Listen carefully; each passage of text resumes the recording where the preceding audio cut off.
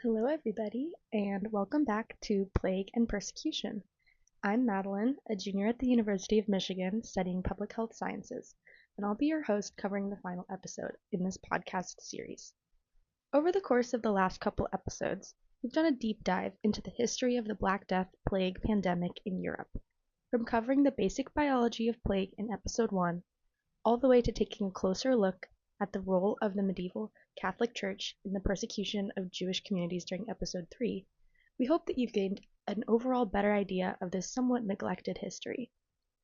But, as Anita already mentioned way back in episode 1, plague is not anywhere near the huge global health concern it once was. So, what's the significance of talking about it in 2026? What might we learn from ourselves from looking back at this history together? Without further ado, let's get into our last episode. Over and over again, across time and in different parts of the world, the scapegoating of certain groups of people emerges as a widespread reaction to the outbreak of disease. The completely baseless anti-Semitic scapegoating of Jewish communities that happened during the Black Death, back in the 1300s, exists in a much larger historical pattern of harm that we've seen happen time and time again throughout human history, and even in the present day. I know for me, this was quite a striking trend to reckon with, and it left me with a lot of questions. The first one being, why do pandemics seem to bring out the worst in us? Medical historian Charles Rosenberg explains epidemics as a social phenomenon divided into 3 parts: the progressive revelation phase, the managing randomness phase, and the navigating public response phase. This framework can be helpful when thinking about both individual and large-scale social reactions to disease. Let's start with that first phase, progressive revelation. We all remember those feelings of uncertainty in February and March of 2020 if you were living in the US. It's instinctual to our psychology to deny, and explain away the potential reality of something like a global pandemic.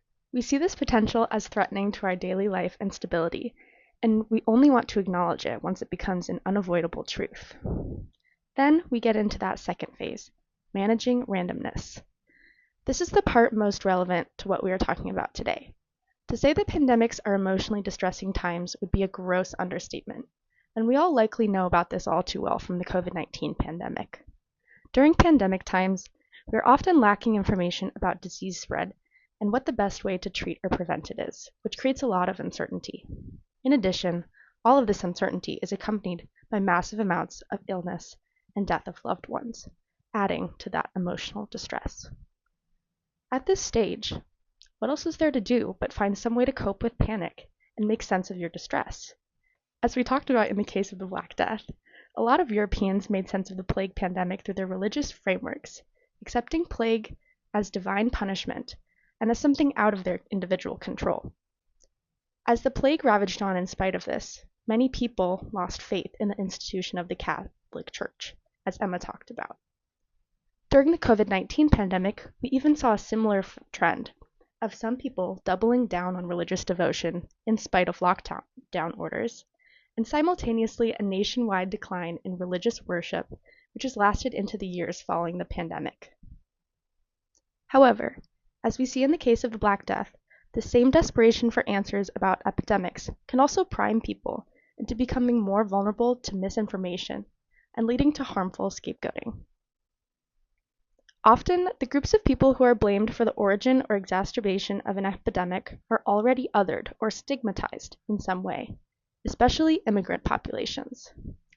Mark Schaller, a professor of psychology at the University of British Columbia, claims that the connection between blame and disease has evolutionary roots too, which may offer insight into this pattern.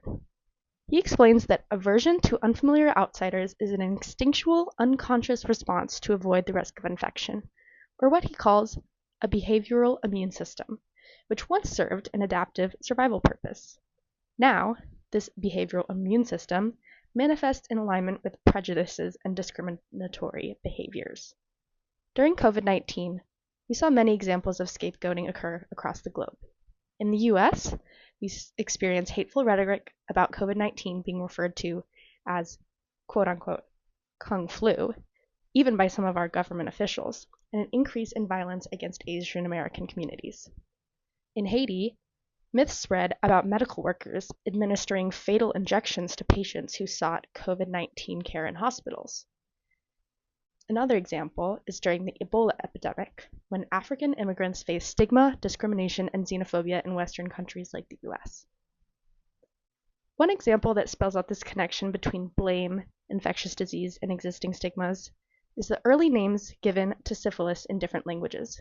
The Italians called it the French disease, the Russians called it the Polish disease, and the Turks called it the Christian disease.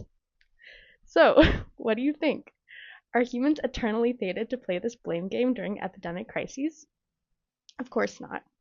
The first step in stopping this harmful pattern is being aware that it exists in the first place.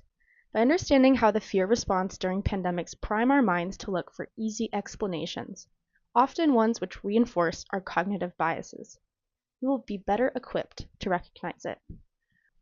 Remember Rosenberg's epidemic framework from earlier? There's still one more part to cover, and that's phase 3, navigating the public response. This phase entails decisive community action and is a crucial time frame where communities determine how to react and handle an epidemic. In the search for meaning and facing challenges during uncertain times, it seems as if another question we keep confronting throughout historical epidemics is, who can we put our faith in? Our governments? Our neighbors? Our scientists? Or even our churches? We saw this critical confrontation of trust in public health institutions during the 2020s with COVID-19, just like we've now learned happened during the Black Death era with the Catholic Church. I definitely don't have all the right answers on the way to handle an epidemic, let alone a pandemic, but I'm sure we can all agree that scapegoating has no place in this response. Based on what we've learned about disease, blame, and stigma, one public health priority that emerges is targeting the spread of misinformation and fighting stigma during epidemics. I believe that this also reveals how the organization of governing public health officials and their efforts, or lack thereof, can make or break the aftermath of an epidemic. Pandemics test the strength of our communities, and depending on our response to them, stand to alter these communities forever. Thanks so much for taking the time to listen to Plague and Persecution. We've reached the end of the series. If you've enjoyed the podcast, please consider sharing it to your friends and family. Thank you.